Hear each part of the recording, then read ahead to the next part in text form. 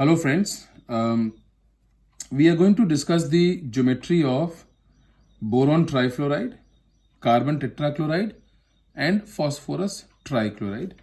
और ये तीनों की ज्योमेट्रीज बहुत इंपॉर्टेंट हैं, आपके सिलेबस का पार्ट भी हैं, इसीलिए मैं चाहता हूँ कि इसको आप बहुत केयरफुली वॉच कीजिए। और जो दूसरे वीडियोस मैंने मॉलिक्यूलर ज्योमेट्री के डाले हैं अपने यूट्यूब चैनल पर, मैं चाहता हूँ कि आप उनको भी देखें और मल्टीपल टाइम्स देखिए ताकि ये कॉन्सेप्चुअल बातें जो हैं वो बहुत क्लियरली आपको समझ में आ जाएं। Let's begin with boron trifluoride. Now boron आप जानते हैं atomic number 5 and the configuration is 1s2 2s2 and 2p1 1s2 2s2 2p1। सो इसका हम लोग बॉक्स डायग्राम बना लेंगे। So this is 2s2 and this is 2p1। और क्योंकि बोरॉन के वैलेंस शेल में एक अनपेयर्ड इलेक्ट्रॉन है, इसीलिए कोवेलेंसी बराबर 1। Now you see in boron trifluoride, boron is associated to 3 fluorine atoms and each fluorine atom has one unpaired electron, which means that in boron trifluoride, boron also must have at least 3 unpaired electrons in the valence shell, and as long as boron is in the ground state, it does not have 3 unpaired electrons. So what happens? That boron will move from ground state into excited state. The star sign indicates excitation. So boron is now in the excited state. And how boron moves to the excited state? Well, one of the paired electrons in the 2s subshell gets promoted to one of the vacant orbitals in the 2p subshell. So you can watch here that in the ground state there are 2 vacant orbitals in boron, and therefore when boron moves to the excited state, one of the paired electrons from the 2s subshell will get promoted to one of the vacant orbitals in the 2p subshell, and as a result, boron now has 3 unpaired electrons in the valence shell, therefore covalency equal to 3.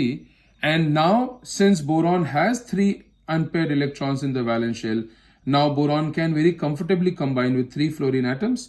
So in the next step, this is what I'm going to draw.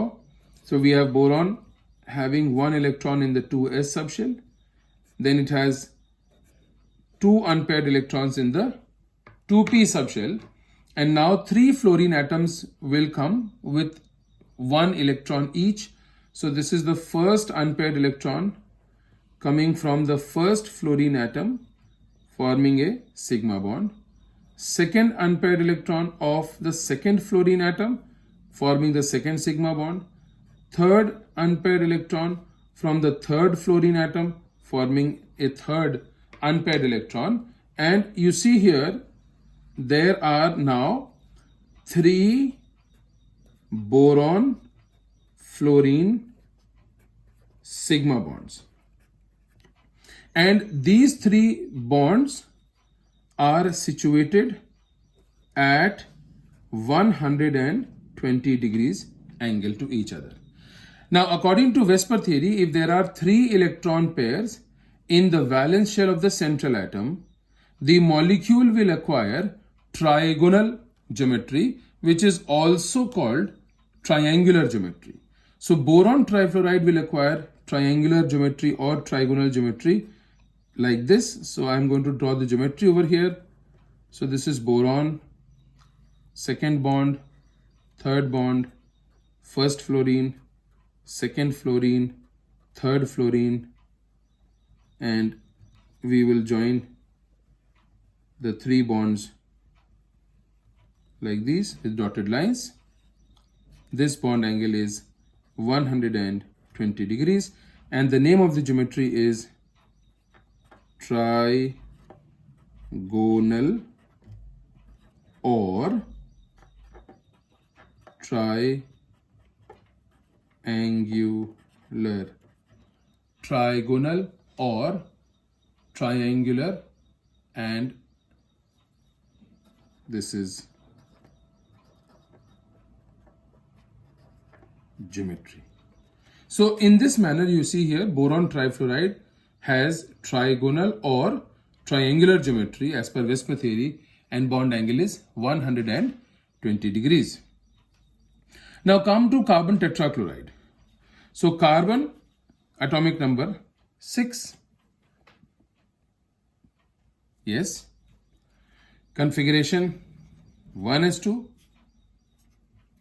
2s2, 2p2, and this is the valence shell electronic configuration drawn in the form of a box diagram.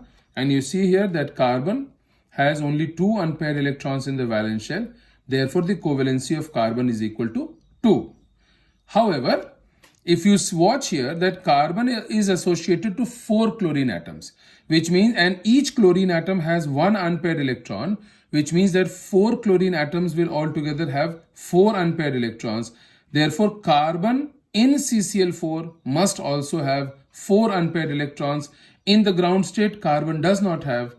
It has only 2 unpaired electrons. So carbon will move to the first excited state. How?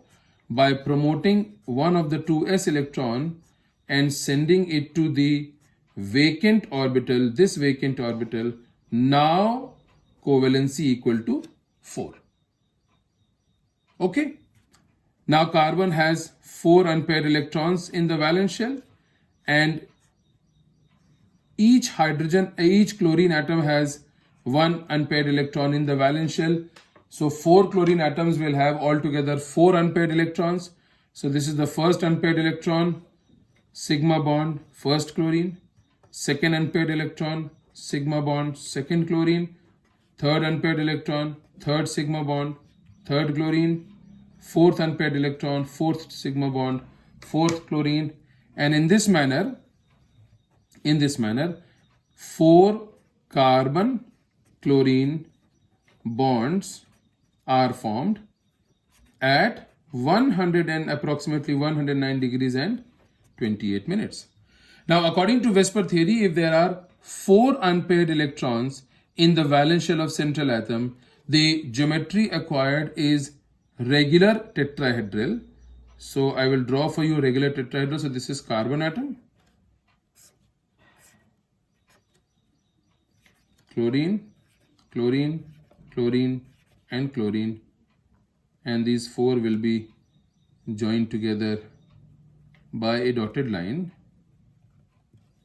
The bond angle here is approximately 109 degrees and 28 minutes, and the name of the geometry is regular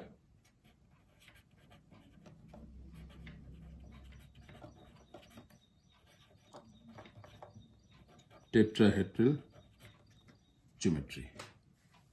Okay, so boron trifluoride, triangular geometry, carbon tetrachloride, regular tetrahedral geometry, and the last molecule here is phosphorus trichloride. And in another video, I will discuss with you the geometry of phosphorus pentachloride. But here, this is phosphorus trichloride. Now you see here, phosphorus, if you remember, has atomic number 15. Okay, atomic number 15. And the valence shell electronic configuration of phosphorus is 3s2, 3p3, and 3d0. So you can see here very clearly 3s2, 3p3, 3d0. This is the valence shell electronic configuration of phosphorus. So I will draw it over here like this. So this is 3s2 condition, and this is 3p3 condition. There's no space here, so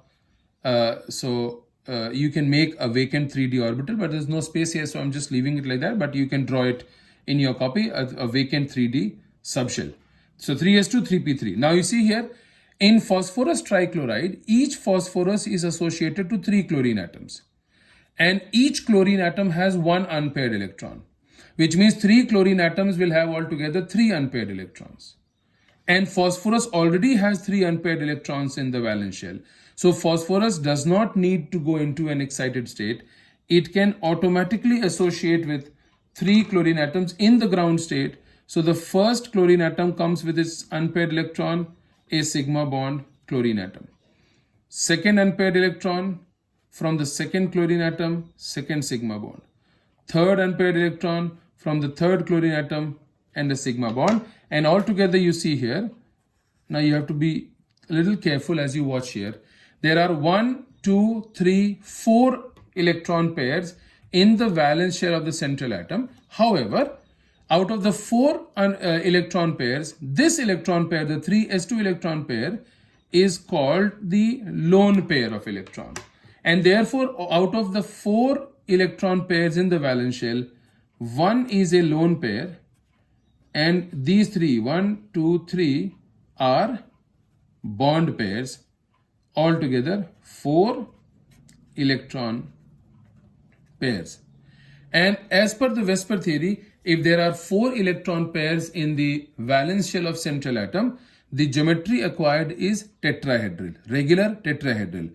However, if out of the 4 electron pairs there is 1 or more lone pair of electrons, as in this case, the geometry is then referred as distorted tetrahedral, and the shape is there, which is known as the pyramidal shape. So I will draw for you. So here is our phosphorus, the lone pair of electron, first bond pair, second bond pair, third bond pair. So this is first chlorine, second chlorine, third chlorine, and the geometry goes like this.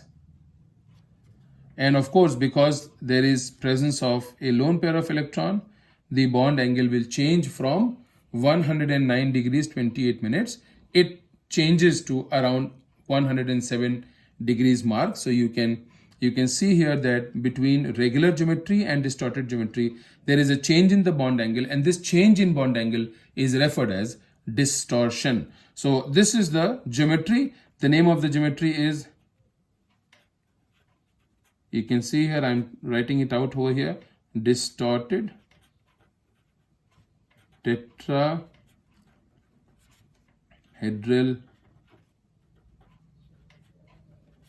geometry. Distorted tetrahedral geometry. And now you see here, if you ignore the dotted lines, just see this part. So this is phosphorus, the lone pair, 1 bond, 2 bond, 3 bond, Cl, Cl, Cl. This is known as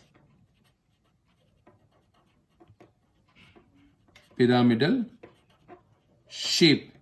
So phosphorus trichloride has distorted tetrahedral geometry and pyramidal shape.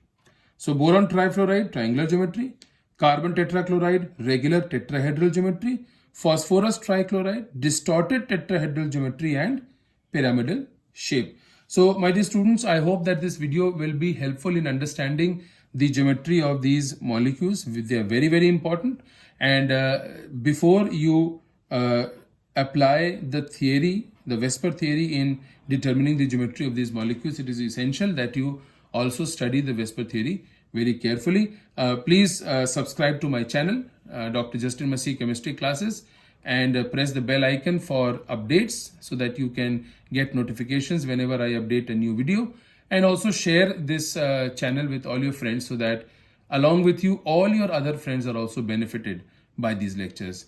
If there are any suggestions or if there are any questions, you can just post it in the comment section of the video, and I will go through it and I will try to answer all your queries. Thank you very much.